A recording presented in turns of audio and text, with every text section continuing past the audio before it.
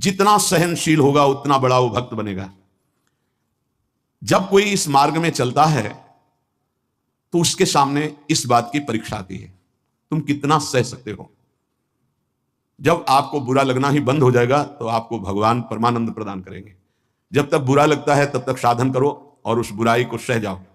जो आपसे कोई गाली दे रहा है, अपमान कर रहा है, निंदा कर रहा है, या काम क्रोध लोभ कुछ भी, सह जाओ, चुप रहो, शांत रहो, सह जाओ। नहीं, किसी से कह देते हैं तो हृदय थोड़ा खाली हो जाता है, तो कहते हैं यहां नहीं होगा। रहीमन मन की मन व्यथा रखिए मन में गोए, ये दिव्य सिद्धांत है। कहू ते कछ दुख घटी हुई, कहने से दुख कम हो जाता है। पर काहि कहूं यह जान न कोई, पर किससे कहूं, इस बात को कौन जानेगा। तो रहीमन मन की मन व्यथा रखिए मन में गोए, सुनी छलई हैं लोग सब बांट न ले है कोई। विनोद होने लगे, तुम्हारा मजाक बना देंगे लोग। सहनशील, बहुत गंभीर। वैसे भी साधुता की जब बातें आती है तो सहनशील, आशय, उदार, धीरज सहित विवेकी, जहां देखो तहां तितिक्षभः पहला शब्द है साधु के लक्षण का। यहां कह रहे हैं दो बातें भक्त की पहली पहचान। पहला, सहनशील कितना है। लोग उसे बुरा कहेंगे, उसकी हंसी उड़ाएंगे, उस पर कटाक्ष मारेंगे, उसका अपमान करेंगे, उसको छोड़ देने की धमकी देंगे, उसको लड़ने के लिए उत्साहित करेंगे, उसकी पराजय भी हो सकती है, पर वो शांत गंभीर, अपनी अंदर की वृत्ति को कभी विचलित ना होने दे, सह जाए। बहुत ध्यान देने की बात है। भजन करके उसे बचाना कठिन, बचा के पचाना कठिन। यह है भजन करना और उसको बचाना और उसको पचाना।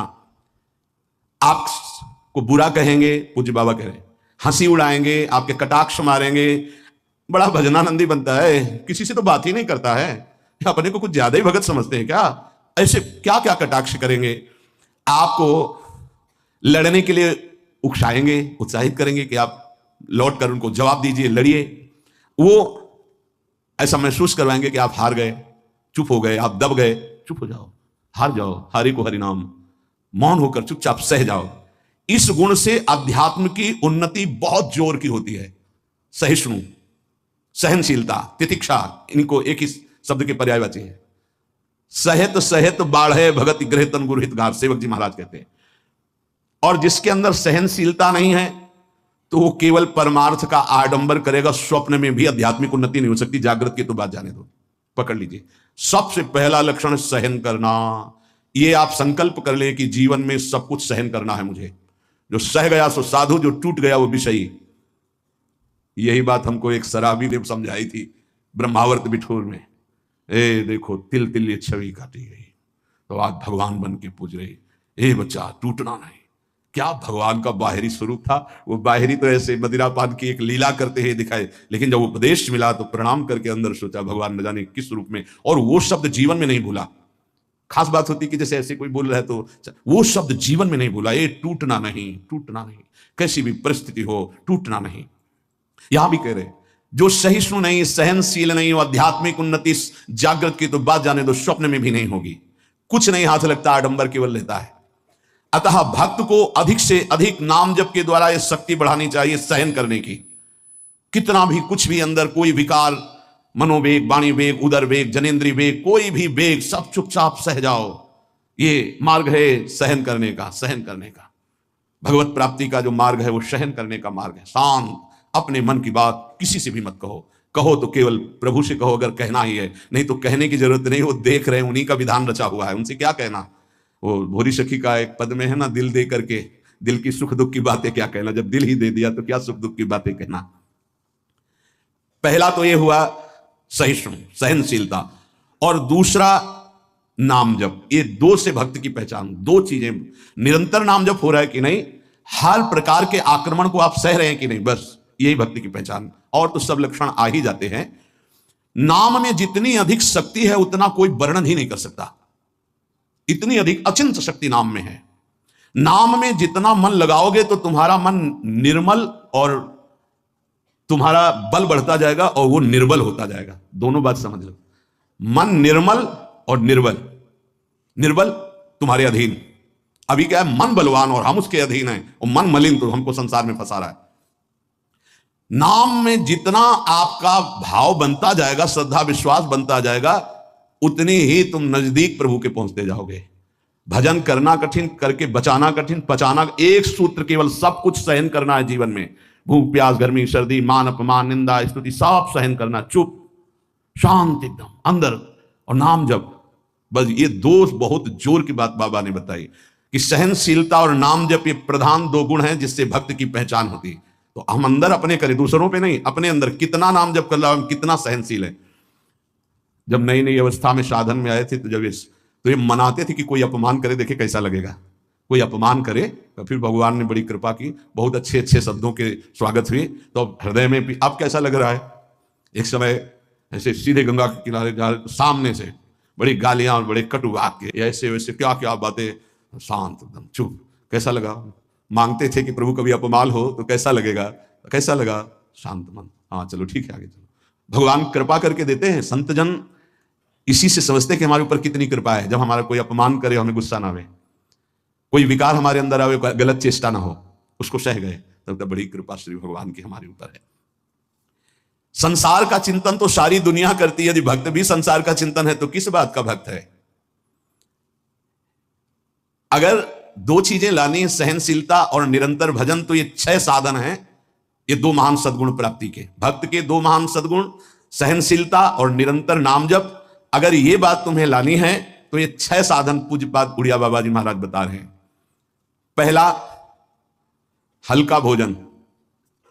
पहला प्रहार भोजन पर किया है, और सच्ची बात है, और आप लोग भी अनुभव किए होंगे अगर भजन में चित्तवृत्ति लगाए हैं।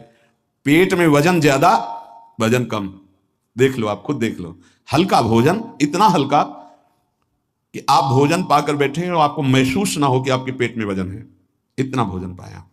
होता है जैसे 5 रोटी पाने की आपके पेट में क्षमता है तो 3 पाई, 5 पाने की क्षमता 7 पा गए, तब तो फिर 7.5 ही शनिचर आ ही जाएगा बुद्धि में, नहीं आ जाएगा।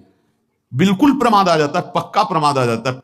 धन्यवाद है उन उपासकों को जो एक दिनचर्या में रहते हैं।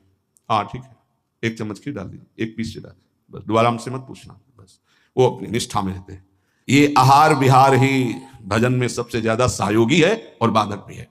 हल्का भोजन लिख रहे हैं बाबा। हल्का भोजन मतलब सुपाच्य भोजन और आधा पेट भोजन। एक दिन चर्चा हुई थी, अगर याद हो पीछे, 400 ग्राम अन्न में 24 घंटे में बहुत स्वस्थ शरीर रह सकता है। केवल रसेंद्री फंसाए है, रसेंद्री। हमें लगता है कि अगर हमें जीवन उत्साहित और बहुत सात्विक रखना है तो हल्का भोजन। दूसरी बात, प्राण संयम। ये जो बहुत जल्दी जल्दी श्वासें चलती हैं, इससे भजन में बड़ा बाधा पड़ती है। एक आराम से श्वास खींचिए, कितनी बार राधा नाम जपते हैं, फिर आराम से छोड़िए, कितनी बार छोड़ते हैं। प्राणों का संयम आवश्यक है, इसलिए 2-3 प्राण वायु का संशोधन की प्रक्रियाएं हैं जिनको सबको करना चाहिए। ये प्राणायाम के अंतर्गत नहीं, हम भजन की बात कर रहे हैं। आराम से बैठ जाओ, ऐसे दोनों स्वरों से वायु खींचो, कोई हाथ वाथ लगाने की जरूरत नहीं, पूरी खींचाओ और एकदम छोड़ दो। 7 बार किया एक बार में, 4 बार ऐसा करो, आप देखना एक ये प्रक्रिया है, कोई हाथ लगाने की जरूरत नहीं। प्राणवायु का संशोधन, खींचा, रोक लिया, नाम जप कर रहे हैं, एकदम प्राण व्याकुल छोड़ दिया। एक ये है आंतरिक कुंभक, और एक बाह्य कुंभक, खाली किया, नाम जप करे बैठे, फिर तुरंत खाली किया, फिर रोक लिया, इसे बाह्य। 3 बस कर लीजिए आप देखिए आपके फेफड़े, आपकी छाती, आपका प्राण संयम। कोई हम ये नहीं कह रहे ऐसे ऐसे करने की, और ये मात्र 2-2 मिनट का अभ्यास कर लीजिए। क्या जाता है ऐसे आराम से बैठ के, कोई जान भी नहीं रहा कि आप प्राणवायु का संशोधन कर रहे हैं, पर मेरुदंड सीधी होनी चाहिए। जितना अधिक खींच पाओ, अधिक छोड़ पाओ, 6 बार, 7 बार, 8 बार, बस इससे ज्यादा नहीं।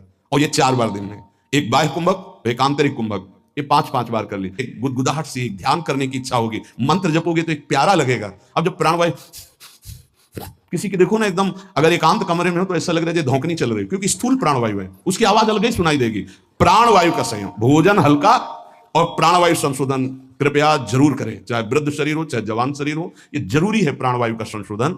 अपने तो किडनी खराब हो गई तब से बंद हो गए, नहीं तो 45 मिनट केवल प्राणवायु संशोधन होता, तो 45 मिनट व्यायाम, और उस समय केवल भगवदा का नाम चलता था। 1 सेकंड के लिए ऐसा नहीं कि प्राणवायु संशोधन करे, नाम छूट जाए, या व्यायाम करने नाम छूट जाए। तीसरा, कम बोलना, क्योंकि नाम चलाना है और सहनशील होना है। देखो, जब हम अपनी कमजोरी किसी से कहते हैं तो कमजोरी हम पर बढ़ती है और दूसरा हमारा उपहास करता है। इसलिए अपनी कमजोरी तो बोलनी नहीं, और कोई बात भी करने की जरूरत नहीं है। थोड़ा बारा व्यवहार में आवश्यक हो तो उत्तर दे दीजिए। कम बोलना सीखें। उपासक जब अपनी रहने पे रहता है तो हमें लगता है कि धन्यवाद का पात्र है जो अपने को जलाकर प्रभु के चरणारविंद तक पहुंच रहा है। बहुत कठिन विषय है, प्रणाम है उसको जो अपने को जलाकर आगे बढ़ रहा है। कम बोलना, तीसरा। चौथा, किसी से कोई भी इच्छा न रखना, न व्यक्त करना। ये दो महान सद्गुण आ जाएंगे, सहनशीलता और निरंतर भजन। किसी से कोई इच्छा। आप आज क्या पाएंगे? नहीं, आप क्या पाएंगे? जो श्री जी की। नहीं, वैसे आपको पसंद क्या है? राधा राधा राधा। नहीं, भोजन में क्या पसंद? यही आहार है हमारा।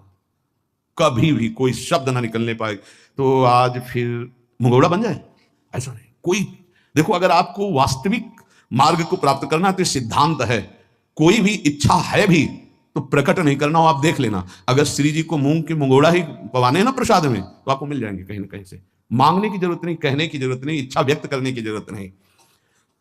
पांचवा, जो इंद्री बहुत लालायित हो गई और उसका विषय आ गया हो तो उसका संसर्ग ना होने देना।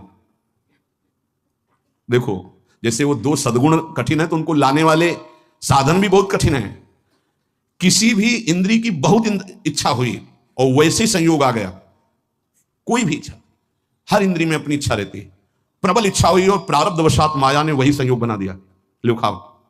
और आपको पता है कि ये मेरे हृदय में बिल्कुल चल रहा था, कैसे मिले? और मिल गया तो खुश नहीं होना। बोले संसर्ग नहीं होने देना, पाने नहीं हटा देना है। इतनी हिम्मत है। पहला लक्षण सहिष्णु, वो दूसरा निरंतर भजन। जो तुम्हारी, ये सब बातों में नहीं करेंगे, जिसकी प्रबल इच्छा थी हमारे अंदर और वही आ गया संयोग से। यही बात गुरुदेव ने बताई थी। बोले जो प्रिय वस्तु हो उसका संयोग इंद्रियों के संसर्ग में न होने पाए और उसको भोग लगा बांट दो। तो बाबा कह रहे हैं किसी भी प्रिय बात, प्रिय वस्तु, वो इंद्रिय भोग जब उपस्थित हो तो उसका संसर्ग ना होने देना। इससे दो सामर्थ्य जागृत होंगी, निरंतर नाम जप और सहिष्णु, सहनशील। और वाणी पाठ और अपना जो संत समागम है, इसके सिवा अकेले रहने का स्वभाव बनाना। इसमें भी जो अपने प्रियजन परिवार के जन, उनको लगने लगता है अकेले बैठे क्यों रहता है। अरे वो अपने साधन में बैठा है, उसके लिए डिस्टर्ब थोड़ी होना कि अकेले क्यों बैठा। धन्य भाग है, जैसे अपने लोगों को सूचना मिलती कि एकांत ही चुपचाप बैठा रहता, तो अपने को पता है, अपना हृदय शीतल होता है कि सही मार्ग है, सही मार्ग है। एकांत देश में रहने का स्वभाव होना, प्राणों का संयम होना, भोजन बहुत हल्का सात्विक होना, कम बोलना, किसी भी तरह से अपनी इच्छा को किसी के सामने प्रकट ना करना। अगर हमारे अंदर इच्छा, छठवां, अगर हमारे अंदर इच्छा आ ही गई है और उसके अनुसार प्रारब्धवशात संयोग बन जाता है उस भोग का, तो इंद्रियों का संसर्ग ना होने देना। इन 6 साधनों से ये 2 बात महान भक्त के अंदर आ जाएंगी कि वो सहनशील हो जाएगा और उसका निरंतर नाम जप चलने लगेगा।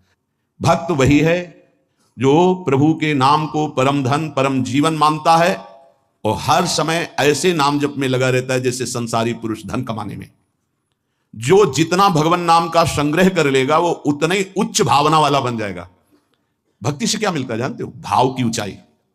बाजार में वस्तु का अगर भाव ना हो तो सड़ती रहती है, ऐसे ही भक्ति से भाव प्रकट होता है। भावहीन पुरुष सड़ता रहता है, नरकों में दुर्गति होती रहती है। अगर मनुष्य शरीर में भी है, वो विविध प्रकार की दुर्वासनाओं से सड़ता रहता है, जलता रहता है। और भक्त भावोत्सवेन भजताम रस कामधेनु, भाव में डूबा आनंद मगन रहता है। ये भाव कहां से आता है? जितना नाम रूपी धन एकत्रित करोगे उतना ही महंगा भाव आपके अंदर आ जाएगा।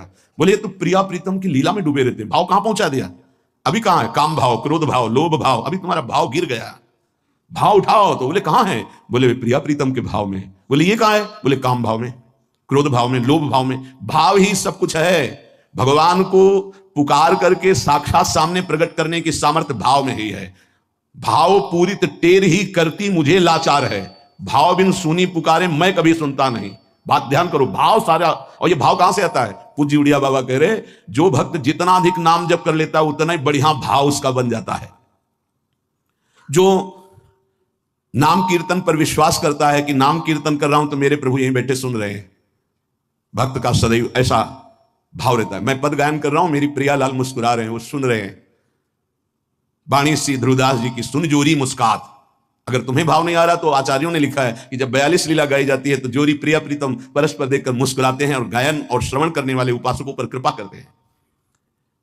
जो सांसारिक पुस्तकों को, समाचार पत्र को और विलासिता भरी, काम भरी बातों जिसमें लिखी हुई ऐसी पुस्तिकाओं को जो पढ़ते हैं वो कभी भक्त नहीं बन सकते।